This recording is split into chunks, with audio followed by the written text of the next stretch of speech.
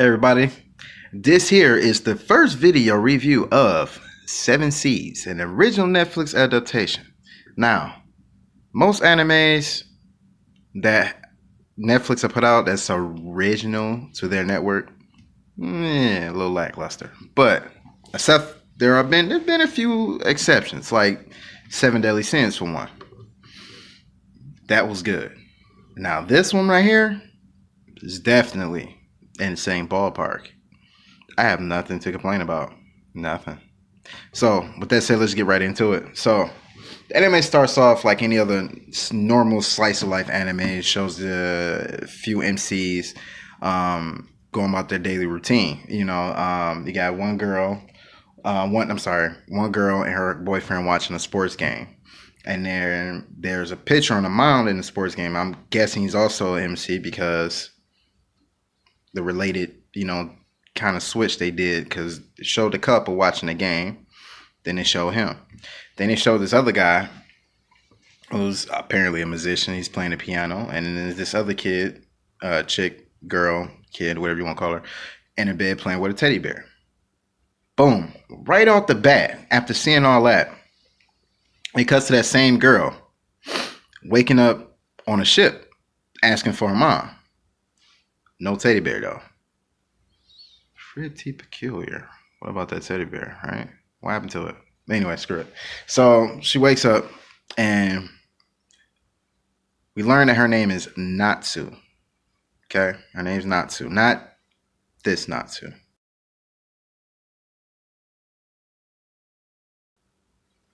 So let's make that known. It's not this one. Okay? So everybody relax. So then we meet this other character, female protagonist. I'm guessing she's like one of those strong female types. Her name is Botan, not this Botan though, not this one. Okay, we got that clear. All right, good.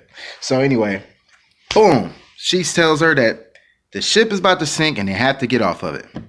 Now, I'm not the one to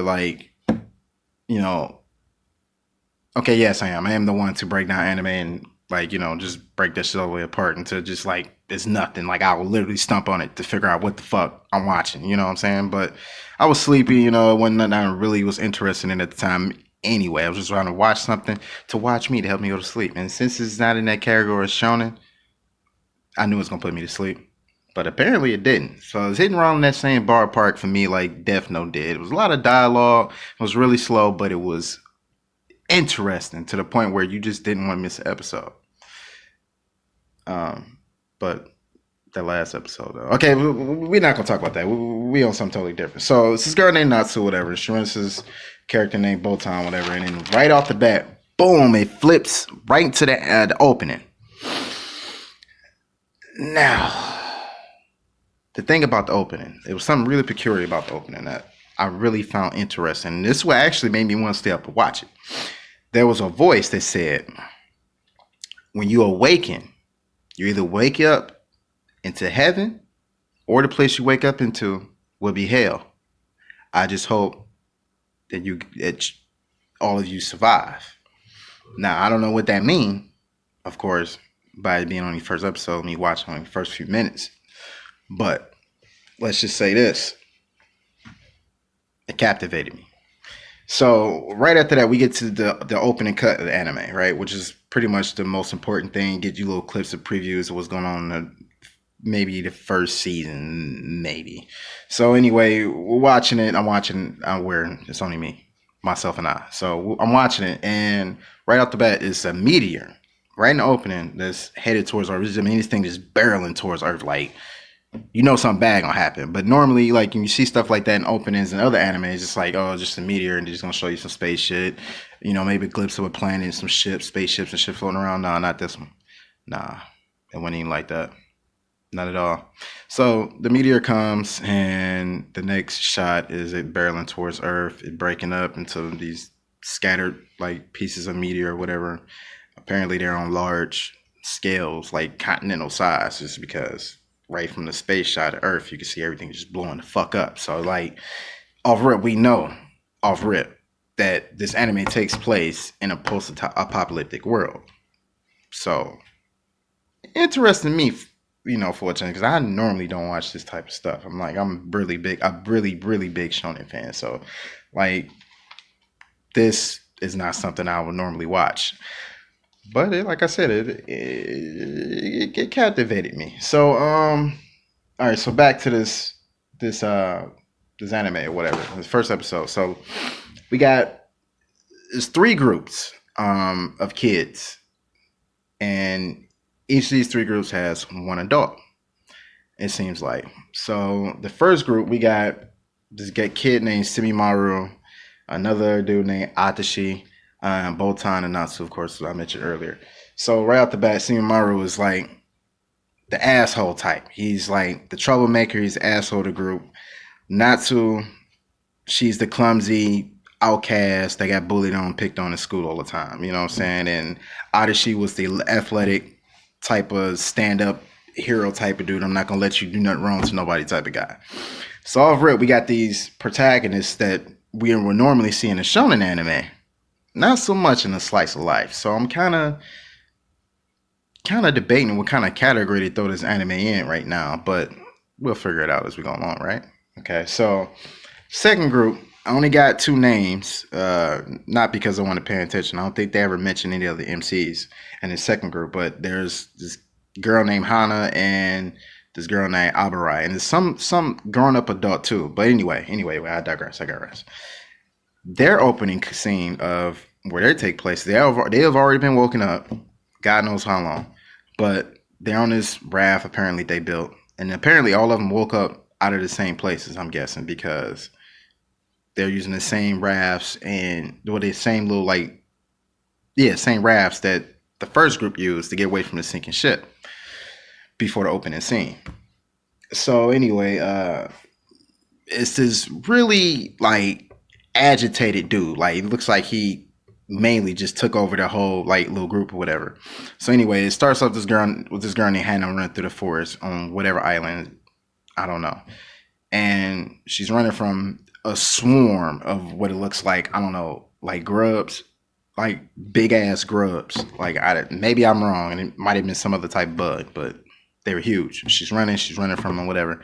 She gets to this lake, and apparently she lost him. I don't know how. No, I don't know. Like that kind of threw me for a loop. Like she was getting chased by all these bugs, and all of a sudden she gave them the slip. How? I don't know. But anyway, it doesn't matter. So she ends up at this lake or whatever and whatnot, and she gets hit by nothing. She's able to calm herself down, go to this waterfall, get some water, fill up these canteens of water, whatnot, right? Okay, cool. No problem there. And then she turns around and there's this giant, like, I don't know, like praying mantis, like type of insect or whatever, and it's trying to attack her. So apparently they ended up on an island full of like huge insects for whatever reason. Why the insects are huge in this post-apocalyptic world, I don't know. I mean, I guess if the world was ravaged by like, I don't know, spatial fucking radiation, I guess it would have an effect on the creatures of the planet. But anyway, who cares? That's just too much to dive into for an anime review and video, right? Maybe not. But anyway, look. So she gets the water, whatever. She's getting attacked by these giant bugs or whatnot. And then this other dude come in. The dude I told you just takes over the group. And he's real like agitated type dude. Like he didn't want to be there. Like he doesn't like any of the people he's around and shit, but he knows they have to take care of him. He kind of like that, kind of like when you babysit somebody's kid and you know like this little motherfucker is irritating, but you gotta watch him anyway because he's like part blood, family, whatever, what the fuck ever, whatever the reason is, but you irritated for sure. So that's what this guy's deal is, I guess. I'm not sure, whatever. But anyway, he ends up getting stung by one of the bugs because they're debating. He wanted to set him on fire, and then they got into a debate about it. Like, no, don't do that. It's not worth it. And what if the fire get out of control? Then we got another problem on our hands. You're gonna set the whole forest ablaze or whatnot. So after a few complaining or whatever, he gets stung by this big ass whatever the fuck it is, praying mantis looking thing. Then we shortly see them going back to camp, their base camp or whatever, and they're debating about leaving the island. So they leave the island and they get caught up in the storm. And the girl named Hannah told the dude before they even set off that it smelled like rain was coming. Apparently, he completely ignored that. He didn't give a damn what they were talking about. He was tired. He said he was tired of being on the island with them bugs, and it was time for them to leave. God damn it! So they left. Okay, he was tired of that shit. He said, "No fucking way. I'm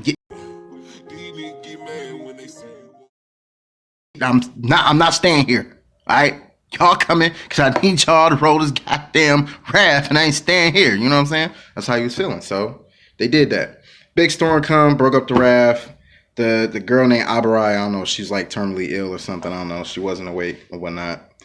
And she, because of the storm, she gets thrown off the raft, whatever. So Hannah dives in to save her. Dude, like, nah, let her go. She dead weight anyway.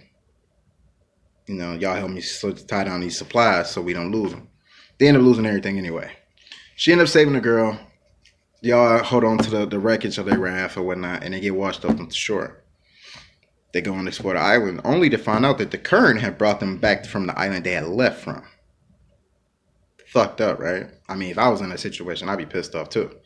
So the dude like, hey, throw the little girl down there, because the bugs noticed that they were there, that they were back. They were standing in this, like, top of this cliff or whatever, looking down to this, I don't know, quarry or ravine or whatever, where all the bugs like pretty much live at. Why they would go there, I have no idea. Like, I wouldn't have been there that long. Like, they stood there long enough for the bugs to notice them. So, like, you know, trouble was coming, like, for them right now. So, I mean, anyway, I digress. I mean, it's stupid to me, but anyway. So he said, throw the girl in there. Old girl Hannah's like, no. You know what I'm saying? Nah, what fucked up to me about the whole situation about this particular anime with this second group or whatever, and this dude that's supposedly supposed to be leading them to safety or whatever. He's in charge, obviously, but it seems like there's going to be a mutiny in their hands eventually. Maybe, I'm not sure. It just seemed like it. I could be wrong. Anyway,